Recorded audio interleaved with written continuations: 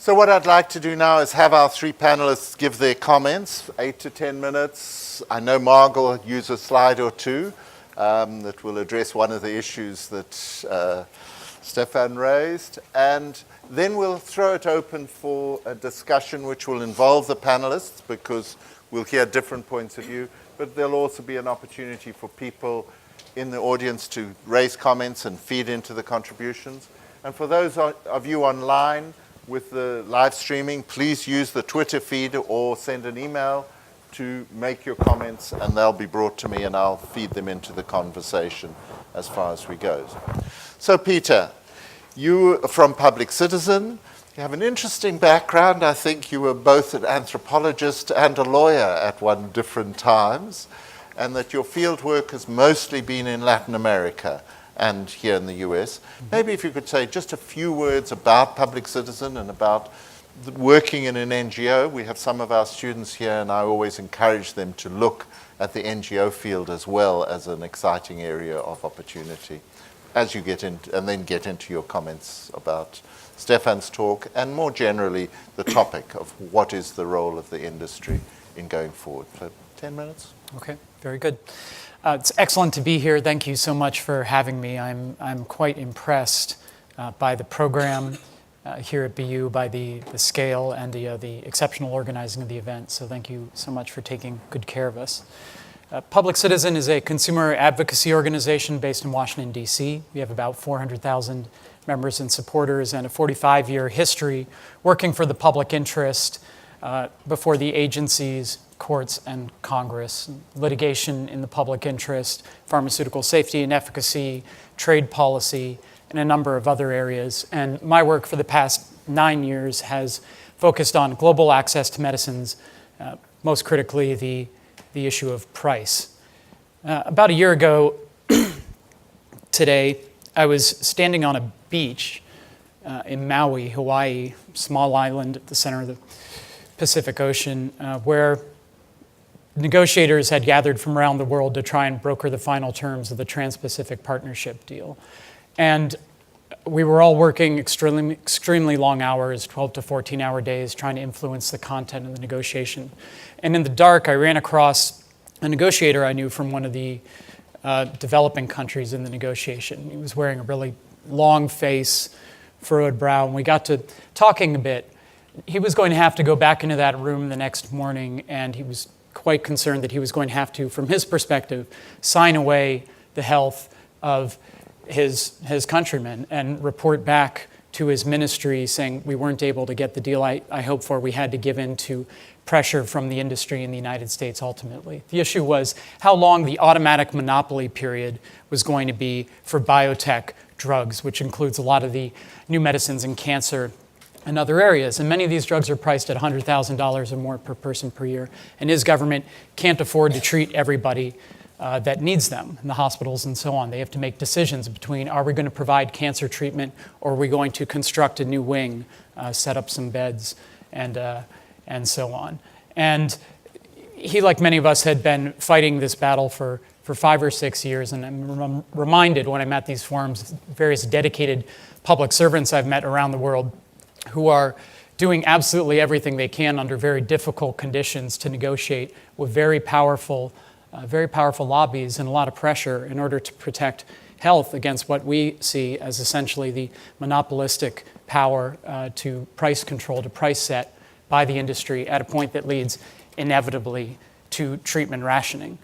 The global history of our movement, the access to medicines movement as we conceive it, goes back to a point in recent history where, as many of you know, a generation was dying of AIDS in sub-Saharan, particularly southern Africa, and treatments were priced at more than $10,000 per person per year, despite the fact that US taxpayer dollars had catalyzed much of that initial research. And it took a global movement of activists and a tremendous amount of pushing back against industry power and its influence with the US government, the EU, other players, in order to create conditions for generic entry, which led to the $1-a-day pill and treatment regimen where prices have gone down 99% in that time, and now about 16 million lives have been saved. So I think that the philanthropy and the partnership programs are important, and I think there's a lot of room for cooperation for those of us in this room to extend the reach of some of these programs. But I also think that we fundamentally have to ask questions about the underlying business model. A profit-maximizing business model, of course, why would we expect anything different?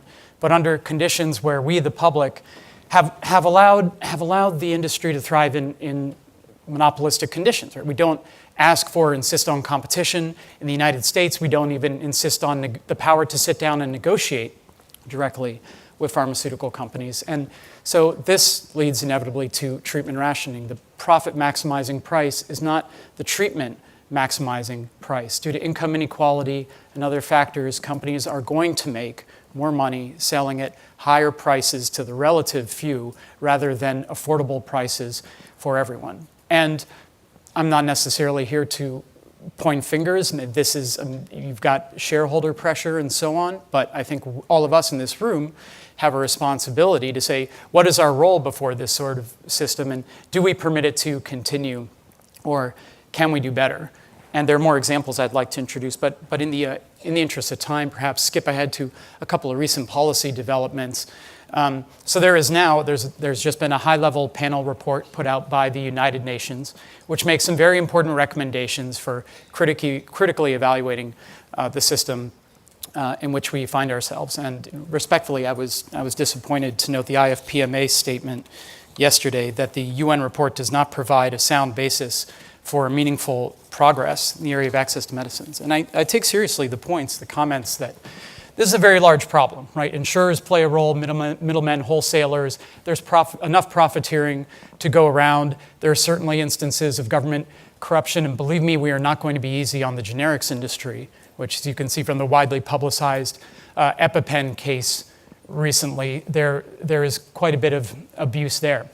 But nevertheless, I got into this work because if we make a small change regarding a patent that surrounds a medicine, regarding conditions of monopoly in just one country, we can save thousands of lives. Thousands of lives. I look at the PEPFAR country report in Vietnam in 2011, where the US government's global AIDS program was complaining about the problem that they were not able to scale up treatment that year as they hoped, because Abbott Laboratories held essentially evergreening patents on a compound and surrounding the booster ritonavir, the booster AIDS drug ritonavir. They're going to extend the monopoly of that drug essentially 38 years from the initial date of patenting. Again, despite the fact that it was invented on US government grants. So we have very serious circumstances here, I think, that produce problems that we can do something about in a big way if we bring some critical scrutiny to bear. What is the problem? The problem fundamentally is election spending and influence that the industry holds. Pharma is the largest lobby group, the highest spending lobby group in Washington, D.C., and is right now planning a $300 million campaign to resist any meaningful efforts at price reform in the United States. Of course, here we pay higher pharmaceutical prices than anyone in the world, and we reserve fewer rights for our ability to negotiate those prices down than anywhere else. And there's actually a tremendous amount that we could do about it. We don't have to be dealing with a 500% price increase for EpiPens. We could introduce legislation against price spikes that would curb that in an instant. We don't have to be rationing hepatitis C treatment. About 5 million people in the United States need hepatitis C treatment. If you go to the Grassley-Wyden Senate report that shows what was Gilead's calculus in setting its price, it's not a calculus based on R&D costs. It's not a calculus really based on value, though that plays into the PR strategy. There's actually a chart that sort of shows you at what price, how much pushback they expected to receive from the US government and from insurers, and at what point insurers would stop paying for the drug, and calculated their price on that basis. So we have the very serious problem of we have given the pharmaceutical industry the power to price whatever we will pay, of course, to care for the people that we love. And in fact, it's a little bit worse than that because we spread the risk through insurance and otherwise. So we're really paying higher prices than what any of us would ultimately pay for that, and it's exorbitant. And the issue is that even when we can get access to a particular medicine, this big controversy in Colombia now around Gleevec for anybody who knows it. And the government wants to take action. The counter-argument is, well, people are gaining access to that drug. It's like, well, yes, but at what cost? The cost that the Colombian government is paying is an opportunity cost for everything else, every other intervention that Colombia could be making in public health. And in developing countries, of course, the resource constraints are incredibly serious.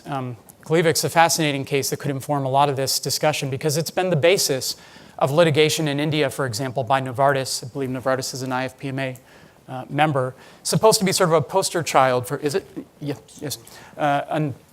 Poster child for why, for example, India disrespects innovation. Now, it's actually a patent that's derivative from the active ingredient compound and so on. But this is a drug that was invented by Dr. Brian Drucker at the University of Oregon.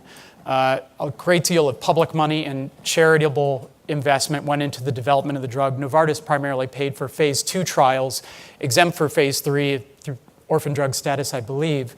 And so invested no more than $100 million in the development of this drug, which they're now making back every couple of months, maybe every 13 days or something. Last time I checked, it was $4.6 billion in annual revenue. $36,000 per person when the drug came on market. It actually went up to $84,000 over a short period of years due to the lack of competition and the ability to price it. Now, I was working with some hospitals in Ecuador, and I'm going to have to come to the end here, working with some hospitals in Ecuador and met with people who were in charge of procurement. They were having to say, we can't buy that. In one case, we can't buy that drug. It's too expensive.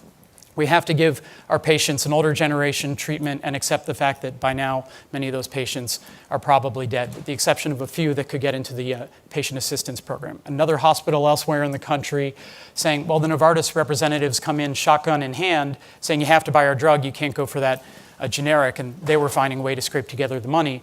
But countries have to make very hard choices. So, and one other concrete point before I wrap. We can look at this as a business model problem and ask how we push back on it, but we also need tough cops on the beat. The pharmaceutical industry is the largest defrauder of the US government, $36 billion in penalties by federal and state governments since 1991, and through overcharging government programs and kickbacks and so on. So there is a problem there. It's a diverse industry, and I'm not on the inside of it. Different practices at different companies, small versus big pharma and so on, we should allow for that. And there are obviously a tremendous number of people doing extraordinary work within the industry on the scientific side, on the charitable side, and so on. And yet, if we look at it from a systemic perspective, there's clearly an issue that we have to find a way to address in a more robust manner. So, going back to the gentleman on the beach, went back into those negotiations the next day, and in this sort of Oddfellows collaboration that they'd managed to set up with negotiators from many developing countries over a period of years, they were able to resist that proposal for the longer monopolies on the biologic drugs that day. And the entire negotiation collapsed as a result. They came back together a couple months later. A very awkward deal was forged, which is still being debated at the highest levels of the US government. It may lead to the TPP not being approved at all, we hope, because it's still a very bad, life-endangering agreement. But those individuals, whose names will never be known and work is largely confidential, prove that it is possible to say no to one of the world's most powerful lobbies and most powerful government, and that we can unite together in useful ways to save a great many lives. About 16 pharma-sponsored rules were knocked out of the TPP during the course of the negotiation, and there are thousands, perhaps many more lives than that represented in those changes. So that's the takeaway point, I think, from what I'd like to say, is that we do have a price problem. Even though we can collaborate in many other areas, and I agree with 90% probably of what was said earlier, we have a serious price problem, and it is incumbent upon all of us in the room to take a long, hard look at it and ask, what can we do to turn this around? Because global health indicators may be improving in various areas. That's something we're all working for here. But for somebody who doesn't have access to a particular medicine, there's no tomorrow, right? And it's actually, there is no opportunity for future progress. If you have cancer, you can't wait for treatment. So the problems that we can solve, we have to solve them today. Thank you. Good. Well, thank you very much. Very interesting. I'm sure a little indigestion coming in for Stefan, but you'll have your chance to come. I do was struck by your mention of Vietnam. Vietnam, of course, is one of the countries who joined WTO late. And when they joined as TRIPS Plus. And that's part of the reason why I think that these international agreements have affected access to medicines. Margaret Ewen is our next panelist. Margaret Ewen's a pharmacist, originally from New Zealand. New Zealand's one of the few countries that tenders in the public sector for all medicines circulating in the country, and so their prices are substantially below Australia, for example. Margaret has for many years been working with Health Action International, and particularly in relation to WHO on the medicines availability and pricing project, and most recently looking at global insulin markets with people, Warren Kaplan and Veronica Wirtz in our department. Margaret, your comments on when we talk about the pharmaceutical industry, we're not talking just innovator, we're talking innovator and generic industry, so go for it. Let me first of all start by saying over the years I've heard interesting things said about Health Action International and the industry. I've even been told that I will not speak to the industry, which is interesting, seeing this year alone I've had 6 meetings with insulin manufacturers. So I just want to be clear that HI isn't against the drug industry, and from our colleagues from industry here, we need medicines, that's for sure. We really do need medicines. But we do have concerns about abuse of power, market manipulations, and excessive profits at the expense of public health, whether from the generic companies or from the multinationals. They are a diverse group of companies, and often they're all lumbered together, and that is, I think we need to start to unpack that occasionally in our discussions. Now, my work is on price issues and availability and affordability issues in low and middle income countries. And my focus is on the older, proven, effective, acceptably safe medicines to treat cardiovascular disease, diabetes. My work is not on the newer, high-priced medicines on patent issues. My focus is on the older products that are really needed. I want to make 4 comments. The first, Stefan, is something you mentioned, and I totally agree with you. When we talk about patient prices, of course, that starts with the manufacturer's selling price, but there's a lot more that gets added onto that in the supply chain. And often when we talk about high prices, a lot of people do really sort of start pointing the finger at the industry. And I think you've got to remember there are other additions in the supply chain. And our work on these price surveys has shown some incredible markups, particularly in low-income countries where markups are unregulated. You know, importers, wholesalers, pharmacies, and all sorts of other middlemen can all be adding on percentages that really do increase the price of medicines. I think we've seen the lowest we've ever seen is 17%, but in a number of countries, the price doubles from the manufacturer's selling price. So, you know, they all count. And we even of course, have governments who put import duties on medicines, they tax medicines, they're taxing their own people. In Sudan, it was remarkable to see that essential medicines there was a levy on them for the defence forces in Sudan. There was a levy on medicines, essential medicines, called the pharmacy career fee. You know, when you really look at these add-ons, there's a lot of them.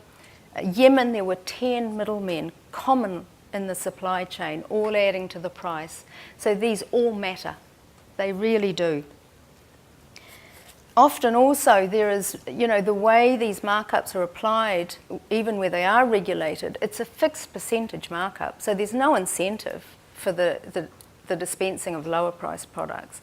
So even, as I say, in a lot of the countries, there's a real problem in the supply chain. And I think, you know, that's where governments really must do better.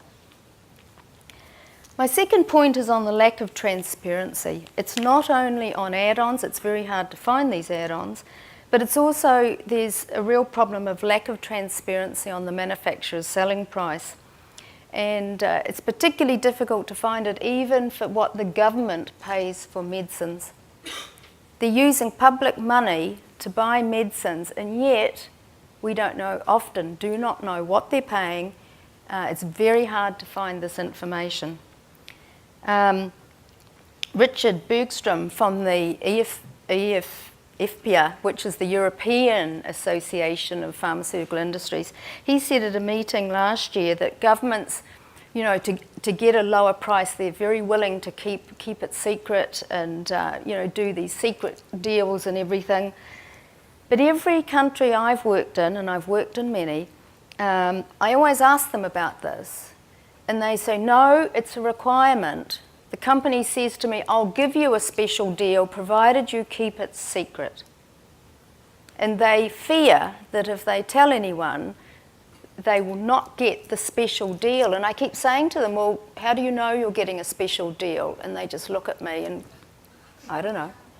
And this is a problem. I think this lack of transparency, particularly in the public sector, because remember, it is the poor need the public sector.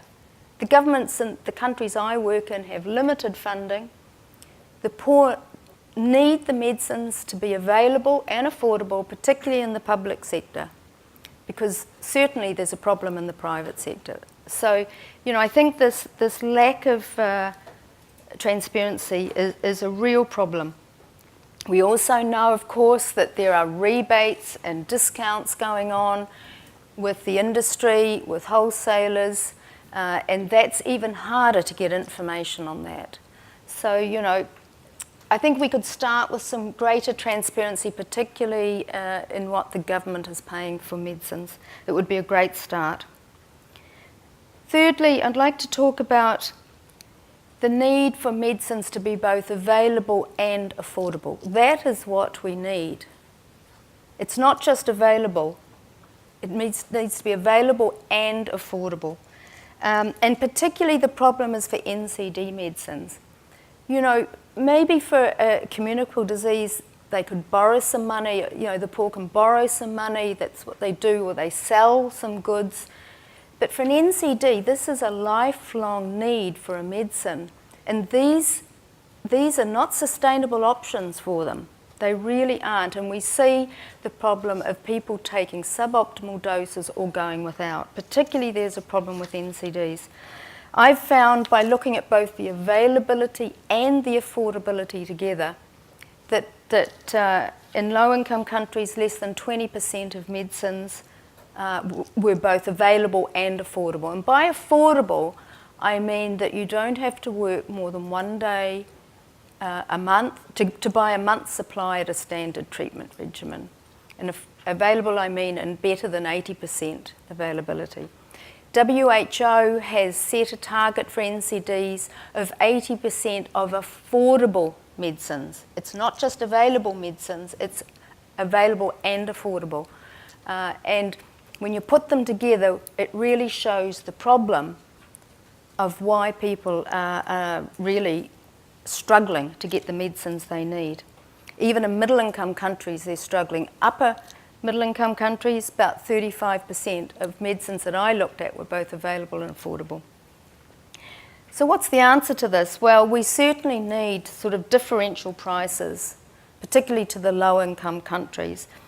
And we've seen the start of that with some particular medicines. One of the insulin manufacturers I visited with Richard, yes, they have a differential price to low-income countries.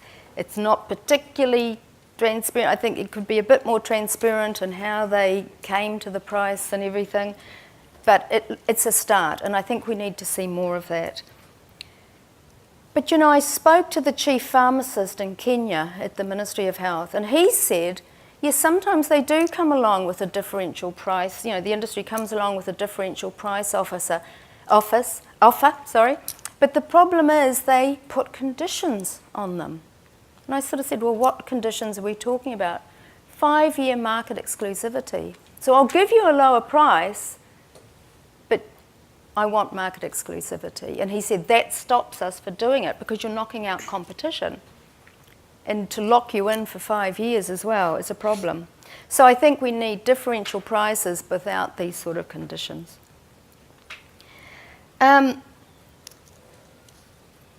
The final point I want to make is about generics. And you mentioned Margaret Chan.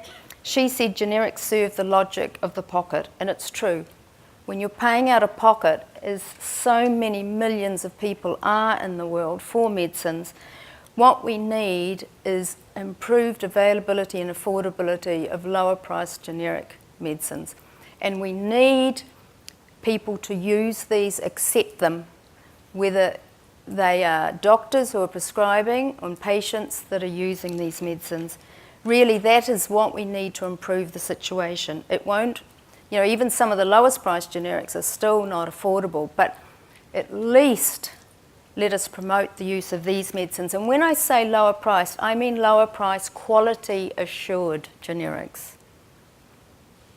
The quality must be assured. It does nobody any good to have poor quality medicines on the market, and really governments must ensure this doesn't happen.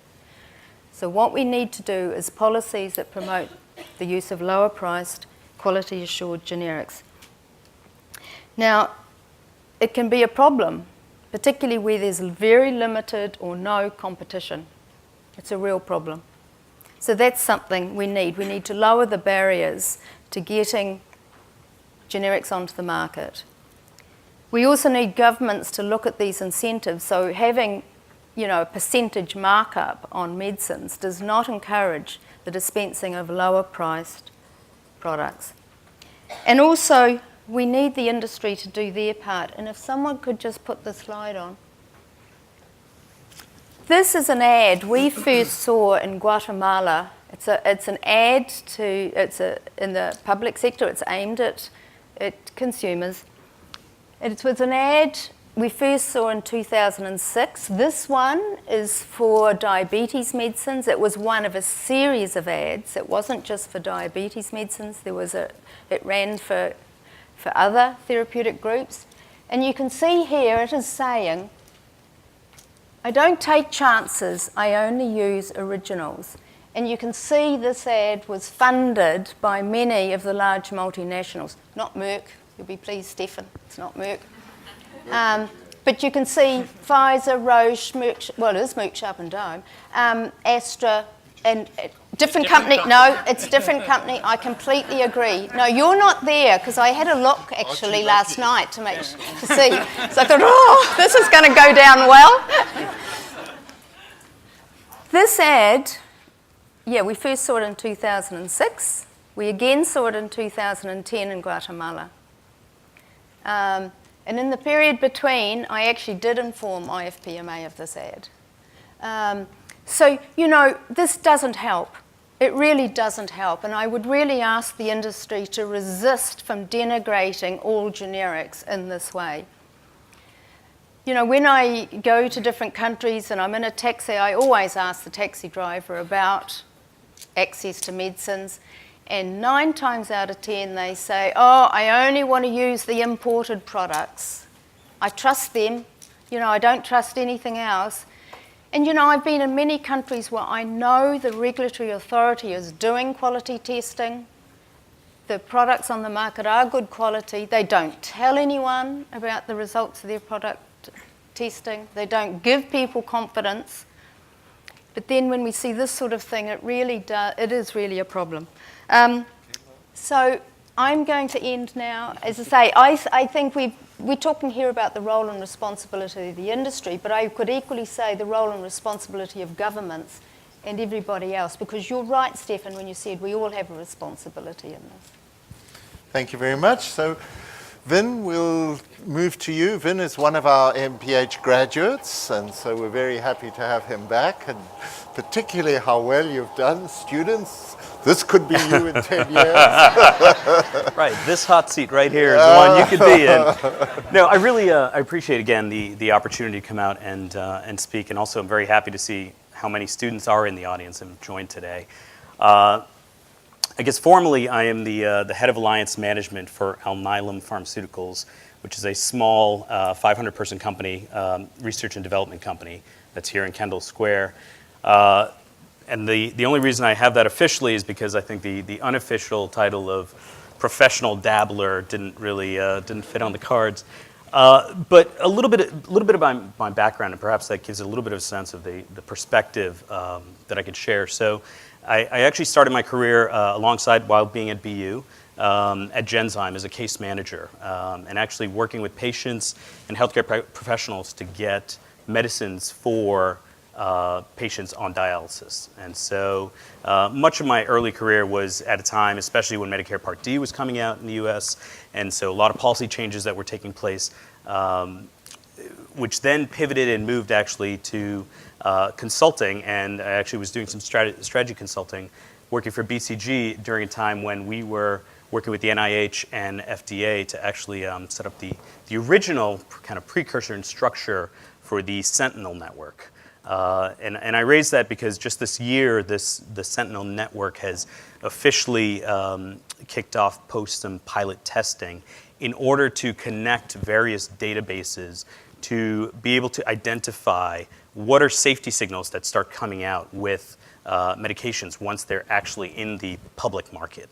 And the reason I raise that is because that was spurred in 2007. Congress had mandated the FDA set this up because of what had happened with Vioxx just a few years prior to. So the idea that Vioxx was on the market, was something that had come out, was approved, and later on, once this was actually in the full public setting, there were safety signals that started arising, and some have said that perhaps that was a little bit slower than it should have been to identify some of the potential challenges with that drug. From that, I'm glad you raised hepatitis C, because then I went to Vertex Pharmaceuticals, which is right here in the Seaport District. And Vertex is unique in that they've been around in Boston for 22 years as not being profitable. And around the time that I joined, or soon after, actually, we had 1 quarter of profitability. This was within CVEC. This is the precursor for Gilead's Harvoni, Sovaldi, other medications for Hep C. And it was really due to competition that we ended up only having a very short 3-year life on the market. So after 22 years of being an entity, multiple years of studying hepatitis C, actually having a drug that was able to go through all of the development stages and come to market, within 3 short years, we actually had to pull it off of the market because the competition was just so phenomenally better. And it truly is. I mean, the efficacy and safety of these new medications we could talk about were just so superior to what we had available within CVEC. So it was the right decision to make. And even providing that drug to any patients after the fact would have been unethical. And so we made the decision that this really isn't a product that should be left available for patients. What's unique there is it was during a time when I also was doing work on global marketing. And specifically, we had a molecule that was a non-opioid pain product, potential to be a non-opioid pain product. And we looked very closely at really 10 mice to see how much pain control do they have compared to opioids, which seemed to be very strong. And it was at that point that we were evaluating this idea of, okay, you've got 10 mice here who don't feel pain as much as their placebo mice. Do we move this forward into rat studies and then moving into non-human primates? And then working with the FDA, moving into healthy patients. That takes 1-2 years, $10 million investment. Post that, moving into phase 2s, a proof of concept, proof of principle. Does this new mechanism truly do what it's intended to do with various pain patients who right now do depend on opioids for their pain relief? From there into phase 3 studies, how long do you need to have this? The phase 3 studies, how large of a patient population segment do you go into in order to be able to evaluate the safety and efficacy and have the promise of having a product that goes out to the broader market?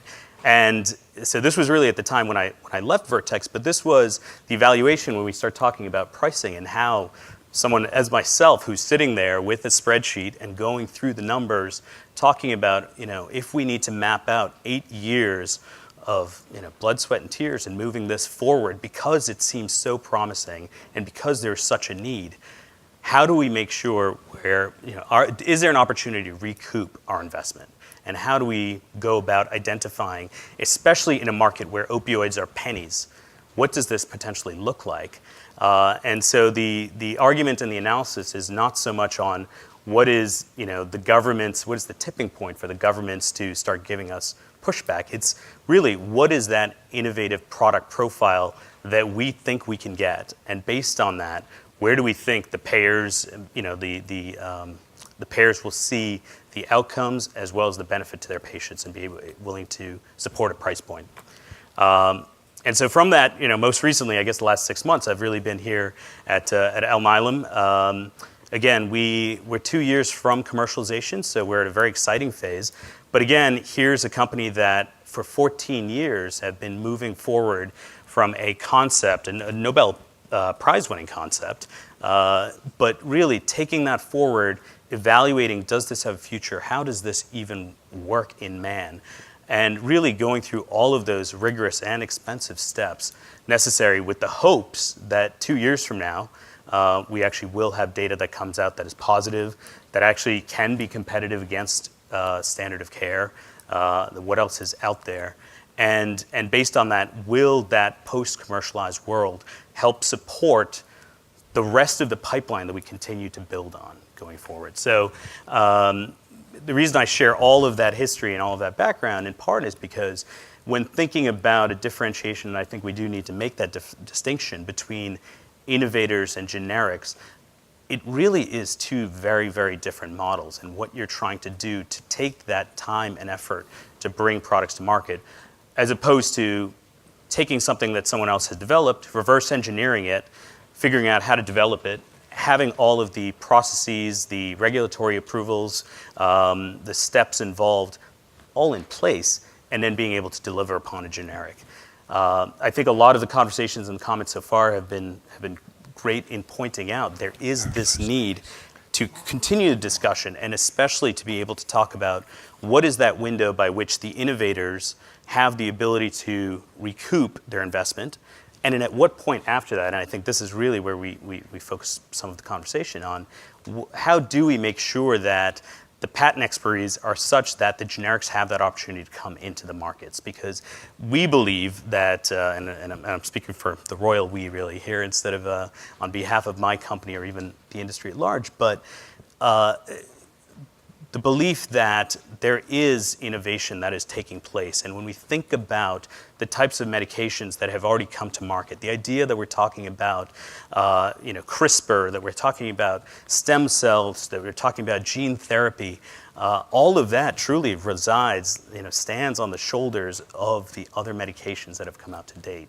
And so, we just want to make sure as we're having the discussions, we're not throwing out the baby with the bathwater in the conversations of what does that price, at least in large part, go to funding. Good. Well, thank you very much indeed. Very interesting comments on that.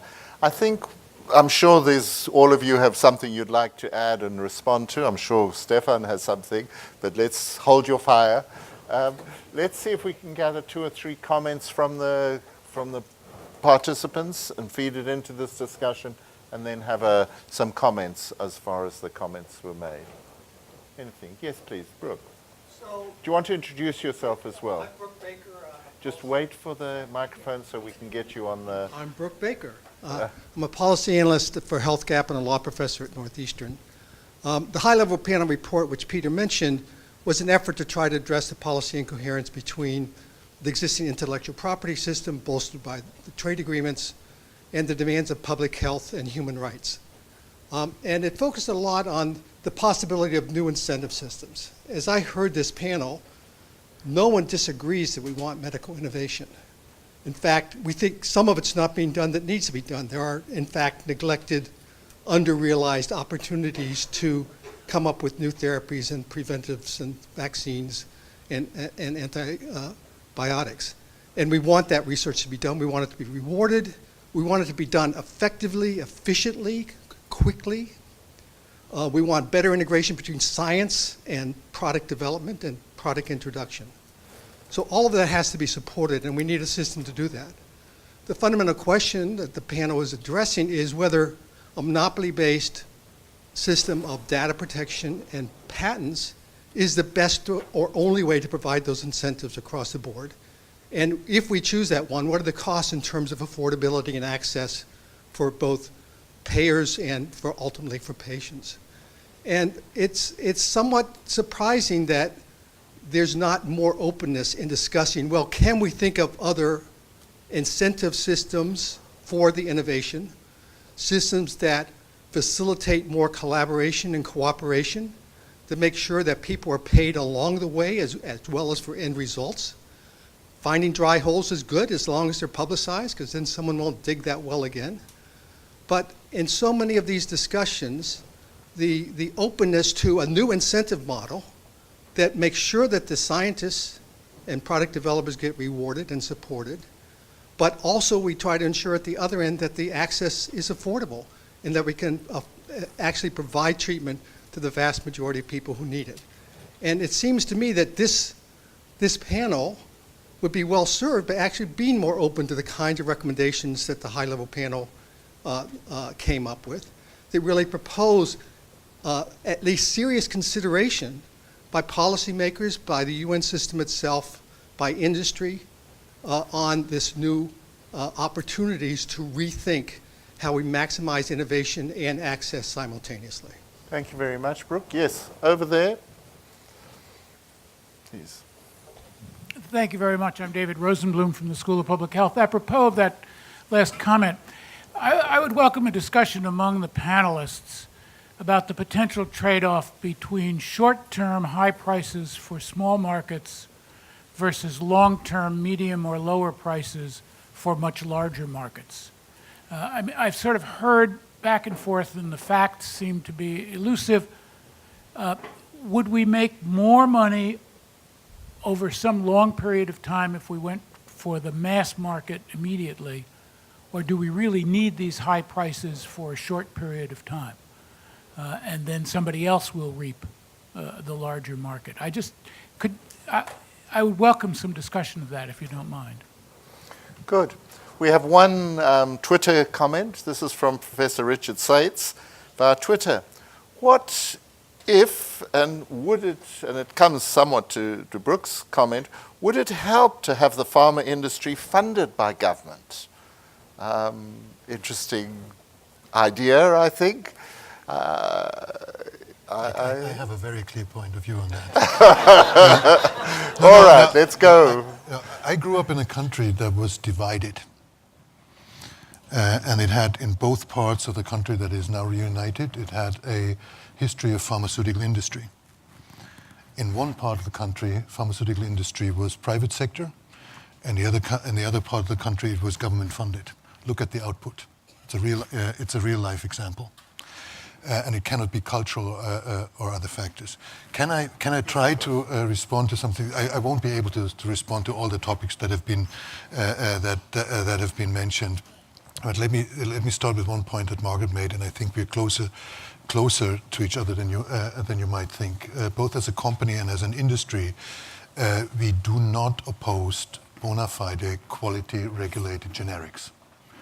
Anybody who would be arguing against generics just on the basis that they are generics, if they fulfill local legislation, would be acting against the policy of our association. You made a very important point. Yes, consumers, patients, often in low and middle income countries, don't trust local product, and we must we must partner in combating fake medicine so that good local medicines are being recognized as high quality. If you go to Nigeria, there are very, very credible data that show that in some areas 60% of the medicine is falsified. It's not always dangerous, but there is no quality control. Sometimes it is very dangerous materials in there. So we need to join forces for fighting fake medicines, and that is good. That's going to be good for originals maybe, and it's going to be good for generics. I don't think you will be surprised if I wholeheartedly, actually from the bottom of my heart, disagree with most of the statements that Peter has made. Yeah? I think he's made the same mistake. He's made the same mistake like the UN high-level panel, that he has taken a very broad issue and has focused it on one topic, and that is patent. My company and most of our members do not file patents and do not enforce patents in low-income countries. 95% of the drugs on the essential medicine list are off-patent, and access to off-patent drugs is awful. We have a big problem ahead of us. We must work together to enhance this. If you go into Africa and you look at the standard of cancer care, it is in many areas absolutely shocking. People don't even have access to most primitive pain medication. How can we debate, and again, I think you proved my theory correct, that 95% of the public health debate seems to be about patents. How can we be so simplistic in thinking that if we abolish patents, that we solve problems? If you want to tackle cancer in Africa, we need tertiary care centers. In such centers, we need something like at least 50 to 100 such centers in Africa. You need to have oncology, you need to have medical oncologists, you need to have pathologists, you need to have a radiologist, you need to have surgeons, and you need to have access to drugs, to biomarkers, to many other things. You abolish patents right now, you make all drugs for free, you will not change anything. If you abolish all profits of the pharmaceutical industry worldwide, you will not change anything to the good. So I am very willing to entertain a discussion on novel incentives, especially in AMR and such areas, for NTDs and so on. So our industry needs to be flexible and we need to open up. I fully agree with that. But for me, the UN high-level panel is a disappointment. It was a unique chance to provide, to develop novel approaches, and the UN high-level panel has defined the mandate so narrowly. If you look at different countries, let's go to India again. India is the home of the largest generics industry in the world. You have brilliant scientists, brilliant engineers in India. India has done good work at process optimization in generic manufacturing. Now, look at access to dirt cheap generics in Indian rural communities. It's again very bad. So don't tell me that if you export the Indian system to the rest of the world, that we will make any progress. We are debating one single aspect, and that is intellectual property. My hypothesis is that an intellectual property regime is good for patients. Today's generics are yesterday's patented products. I have personally participated, supported development and marketing of many products that are mainstay generics right now that used to be patented for a fairly short period of time, and they now part of the armamentarium of every physician worldwide. I'm not saying that the patent regime cannot be evolved. I'm not saying that we shouldn't be open to novel approaches, but a fundamental criticism of this is I don't think makes any sense. I sometimes get the impression as if this was more in support of the industrial policy of one or the other country, rather than supporting patients to gain access to medicine. I was trying to broaden the discussion and say that our industry, yes, we do have a strong responsibility. We need to live up to that promise, but it's so much more complex. When I started my job at my company, almost every consultant from all the big firms and every banker and analyst came to me and said, research doesn't pay off. You're paying $1.5 to $2 billion per year on research. Stop it. Become a company like Valiant. That was 6 years ago. I told him, look, I'm not interested. I want to work in an industry that really makes a difference to mankind, that develops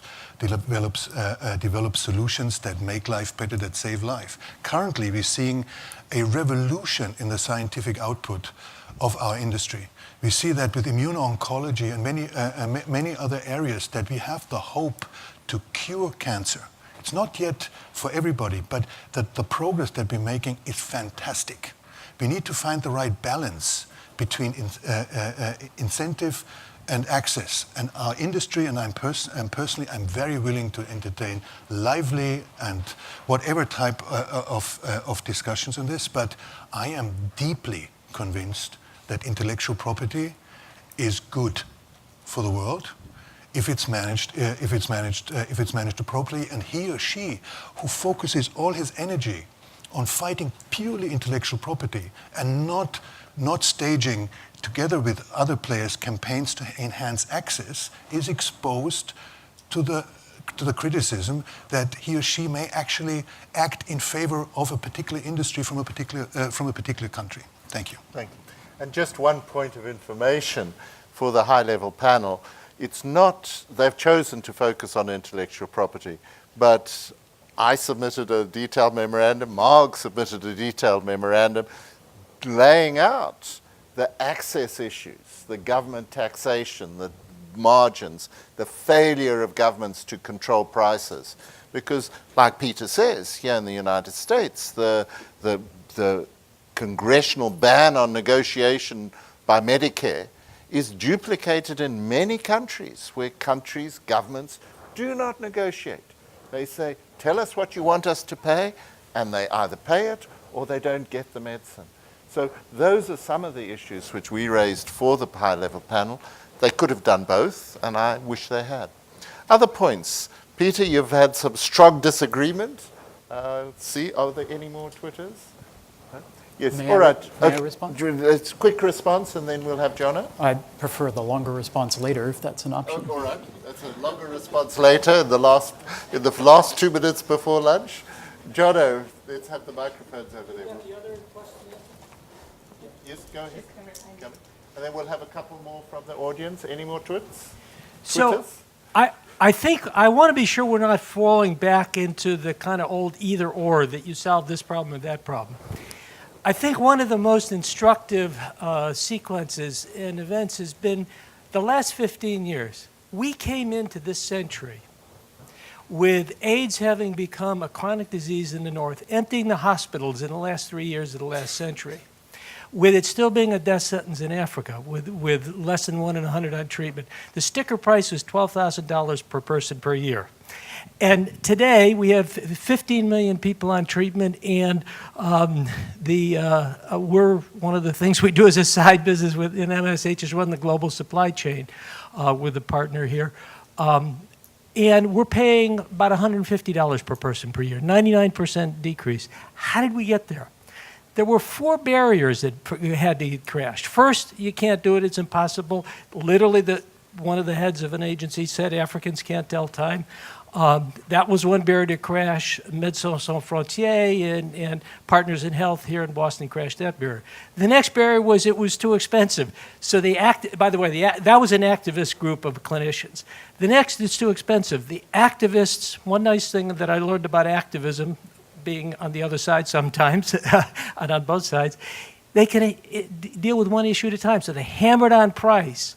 And there's a great figure on how we got from $12,000 to $120, $150. And it was a hopscotch, or leapfrog of negotiation competition. We were able to get moving because it was in a transition period in the patent change into WTO.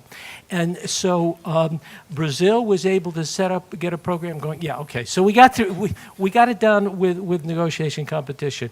And then the last barrier was on money, and the activists hit that. So my point is that we do have lots of problems with financing, with logistics, with supply, which we need to solve. At the same time, the reality is that we have, every now and then, high-impact public health drugs, like some of the newer AIDS medicines and some of the cancer medicines, for which we know that the best way to get the best price would be to license those out competitively to quality manufacturers in developing countries.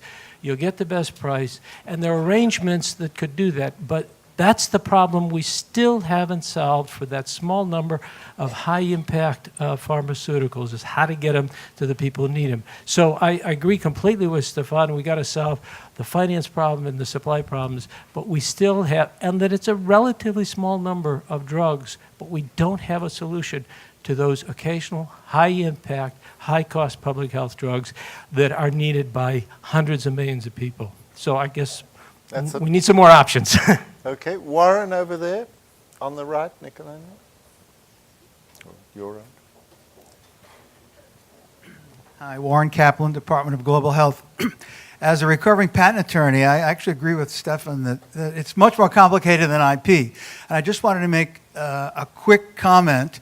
The pharma industry is still messing about with intellectual property. I'll give you one example. It's medical devices into which an off-patent drug is accompanied. For example, the EpiPen, albuterol inhalers, and insulin pens.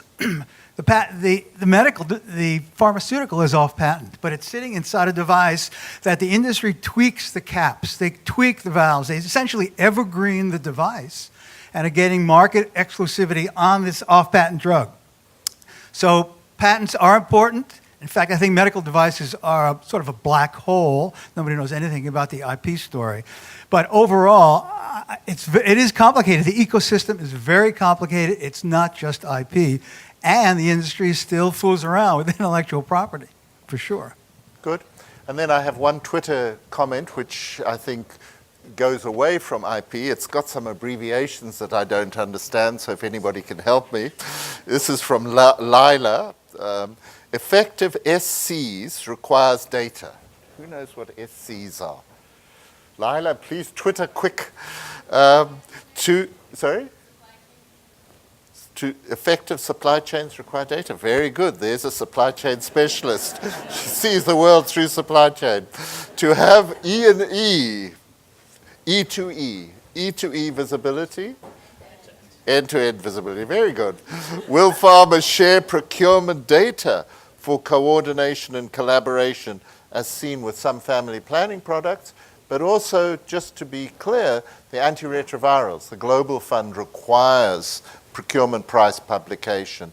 And it's one of the points that Marg raised. So when we come back to you at the end, Stefan, I think if you can do that, but maybe Vin, with your more broader awareness of different, would your small company, would they be willing to say what they actually paid without the discounting and the rebate carry-on?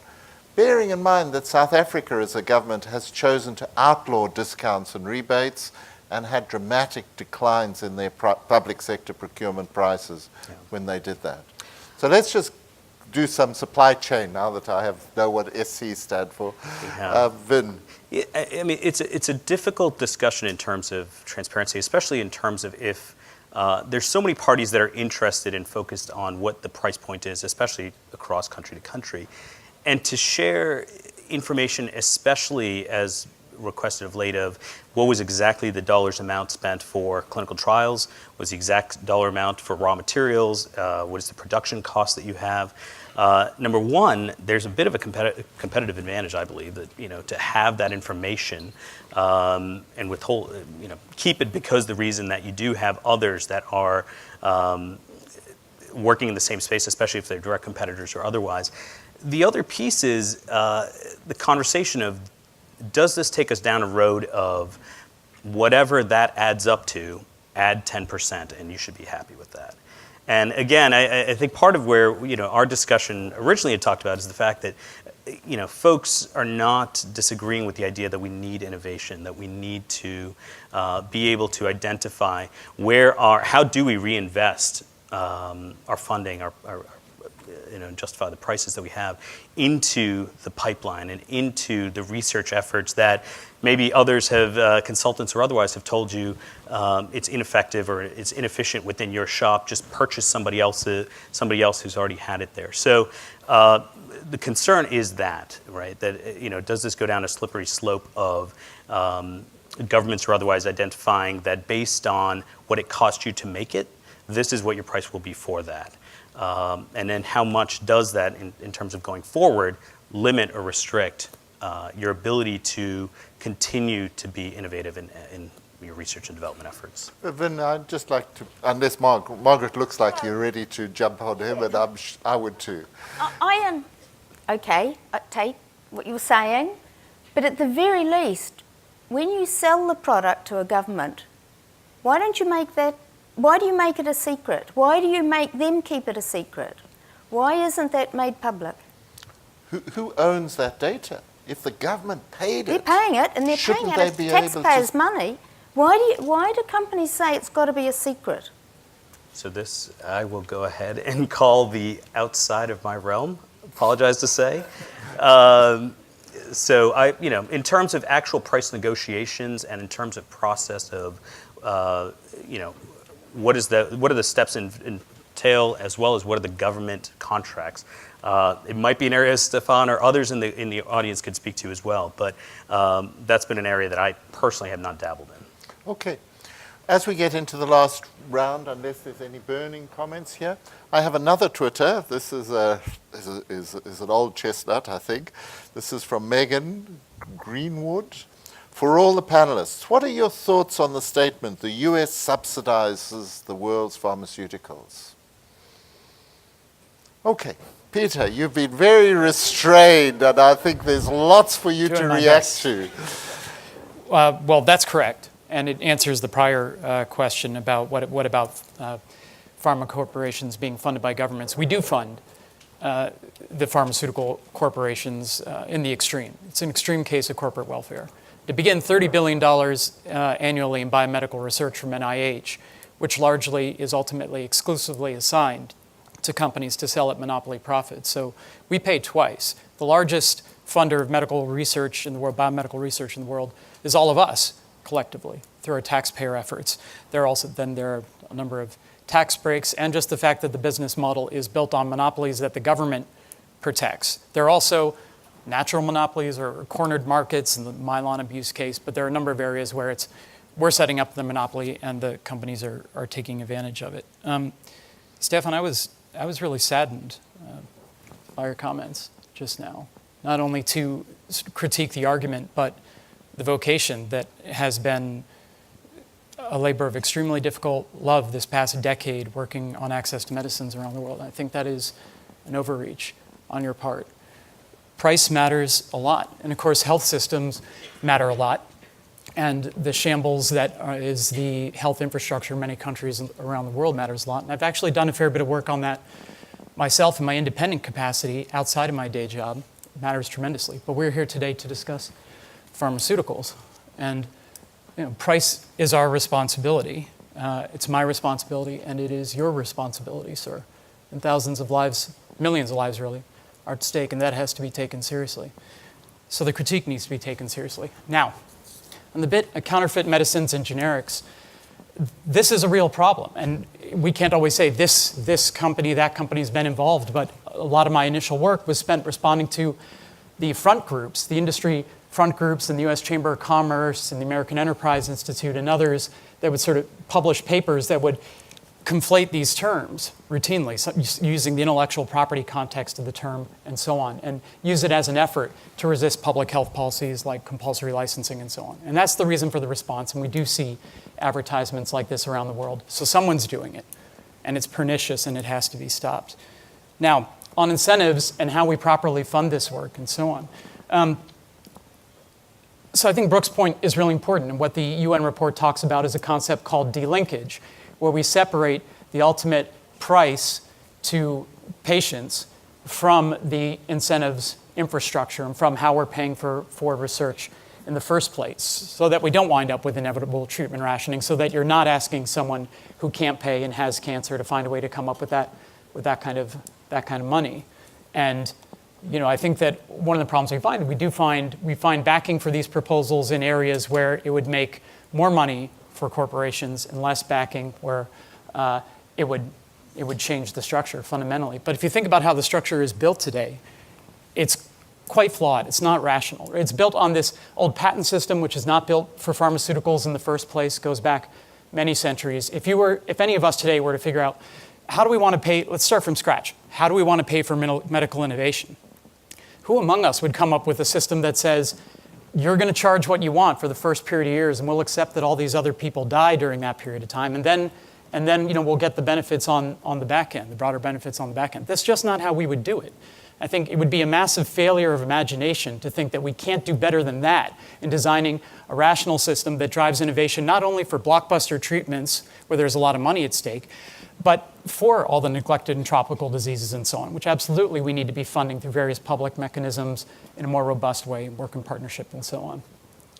It's just not a very well-designed system, and the reason we don't do better is the lobbying influence of companies and the hold that that has on our decision-making process. And I can tell you this because I've been working in Washington and governments all around the world where I do run into corruption on all sides, to be clear.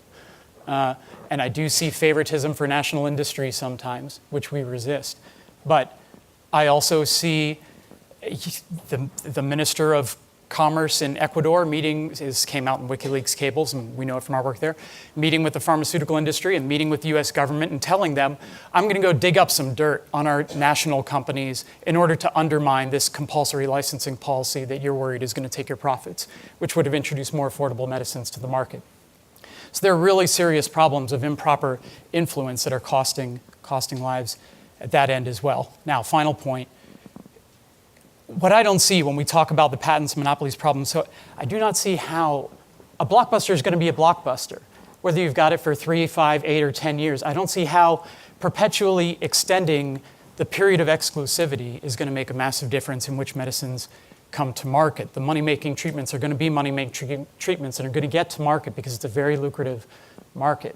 And that's the blunt instrument that we're using today. We can do better with a combination of prize, push, and pull mechanisms and so on to say, here's where we need innovation. Let's get it done. Let's get it done collaboratively. Thanks. Margaret, you've been relatively quiet in the panel discussion. Well, I guess, Stefan, I want to ask a little bit about IFPMA itself. And I want to go back to this ad, which I find this really offensive. The denigration of generics by these companies to do this, against all generics. Why do your members do this? Why, when you see it, don't you stop it? Why is it allowed to carry on? And was it global or was it national? That's the question that comes to me as well. Were these cowboys at that country level? Or was this part of a global strategy? That's the question that always... I don't know. No, I don't know. No, when was it published? We saw this in 2006. 10 years ago. Yes. We saw it again in 2010. That doesn't mean to say it wasn't going on between hands. I mean, this is when people visited the country and saw it and brought it back and showed us, saying, here it is again. And in the meantime, IFPMA we made them aware of this. And I just sort of think, how can this happen? Sorry, since you're being... A couple of questions again. So on this topic, I think I made my point. We have a clear policy that we do not discourage the use of quality regulated generics, simply put. And that is true. If you see anything like that, send it to me or to the Director General of IFPMA. We can talk to the local association. It's very simple. So I believe that actually in a strong intellectual property regime, that generics are very important. Generics provide that the combination of an intellectual property regime and generics that results in a virtuous circle. We need to, unless other industries where branding plays a role, we need to reinvent ourselves all the time. The portfolio that we have right now, in 10 years from now, hardly anything will be left. So this combination of intellectual property for a certain period of time and low-price generics is a very good one. The term monopoly has often been used, and I think that it's wrong to use that term. Now, again, I'm touring the world and I'm attending events like this and others, and most of the time I'm being asked about Gilead and Sovaldi. Now, I must say that Gilead is not a member of IFPMA, but given that I talk so much about it, they should actually reward us by becoming a member of our association. Let's just put the facts straight. 15 years ago, we did not know what hepatitis C was. Now, we have an effective treatment that cures more than 90% of the patients. There's an issue in that context, but we also have other effective treatments in the meantime from other companies, and it has an effect on price. Now, I cannot speak about, for antitrust reasons, about specific company pricing schemes. But if you go to countries where there is highly regulated market access, like in the UK or in France or in Germany, where there is health technology assessment agencies who look at the value of the product versus price, these products, after some discounting, are approved in these, have market access in these companies. Gilead, as far as I know, has had a highly innovative access policy for low and middle income countries where they have allowed generic products on the market. So you cannot accuse them against that. So my hypothesis is that the real problem with that kind of product is how can we find novel financing mechanisms? Because for a payer, the expense happens right now. The benefit accumulates over a period of 10 to 20 years. So many payers in the world who had tried to budget for such important breakthrough innovations had egg in their face because they had problems with maintaining the budgets. Our industry must be willing to accept novel mechanisms where we go and negotiate with payers and say, okay, if this is such a case, and I'm not talking about Sovaldi specifically, I'm talking at the conceptual level, maybe we pay you over a period of 10 years. So for this, but it actually Sovaldi is a prime case of the tremendous progress that we made. Last point on confidentiality of pricing. As I told you, my company has several businesses. We work for Samsung, Apple, Foxconn, I don't know what, the biggest electronics and electronic device makers. We work in other areas for. In our life science business for Amgen, Merck & Co., Novartis, Roche, etc. There, we send our representatives to them and we negotiate on price. And our customers and us want the price to be kept secret because that is in their interest. And that is what you see, for instance, in quite a few countries. We've seen this debate in the EU, and there have been several governments, the exception being initially the German government, who've been very Germanic about that, but where other governments says, look, we want better conditions. We negotiate down. We know exactly how to interact with you, and we have value and outcomes-based pricing approaches. So we can debate whether that really works or not, but we should not project this as something. We shouldn't develop conspiracy theories about that. Last statement on devices. Devices themselves can be highly innovative. This is devices is that there's as much as science and engineering in devices as you have biomedical science in drugs. It's interesting to know that the EpiPen used to be our product. We sold it together with our generics business, and you may be happy to know that we're currently working on a novel technology to create more competition in that field. But I wouldn't go into this dichotomy as if a device was something sort of mechanistic and of poorer value. A device-drug combination in today's world is a highly interesting thing. Algorithms, software, big data approaches, that is something that is fascinating, and you cannot pay you cannot pay a software company in the past I would have said on the price of a diskette. You pay for the value of the product that it brings. So I'm not saying that there are not some contentious issues.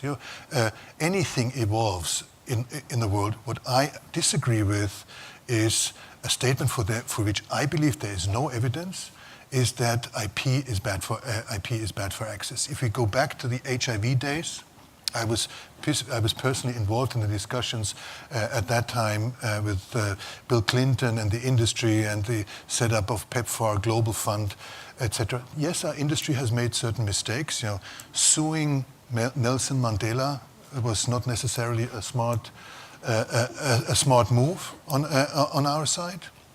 But I was at that time. I was in the senior leadership of MSD, Merck and Co. And we were very much involved in the HIV scene, and it was crystal clear to us that we cannot use the pricing model in the U.S. and in Europe for Africa, where millions of people are dying. So we went to African countries, and we went to the global institutions, and we said, look, we need to find a different scheme. There was also plenty of pressure from the activists, and that's a positive thing. Yes, they've been forcing us to change. But all these theories about a wonderful, glorious generic industry going into there and then lowering the prices are wrong. This was a joint effort. Again, it was a partnership.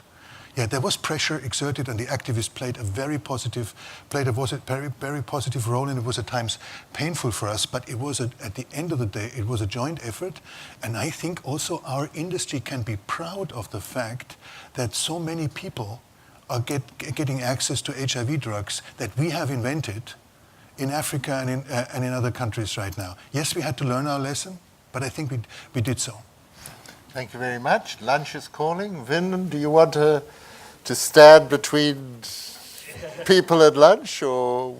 Yeah, just tough act to follow. There you go. I would just echo the points that, from where we opened, the importance of having these discussions, and especially doing so where we are all seated at the table and talking about, number one, aligning on where the areas that we are aligned, and that around innovation, the future of where we can get. And then discussing the points where we have, and debating the areas where we differ. And having opportunities like this is just a start. And I'll make a plug for the students where, coming out some 14, 15 years ago from BU, the opportunity that you have both today as well as you start getting into this field, whether it's in pharma, whether it's working in the advocacy side, the policy side, you're going to play such a big role. And I would just continue to say, express your voice, make sure it's out there. These forums especially are extremely helpful. So hopefully we'll see some more student-based questions in the afternoon. Well, thank you all very much. I think we've heard about innovation.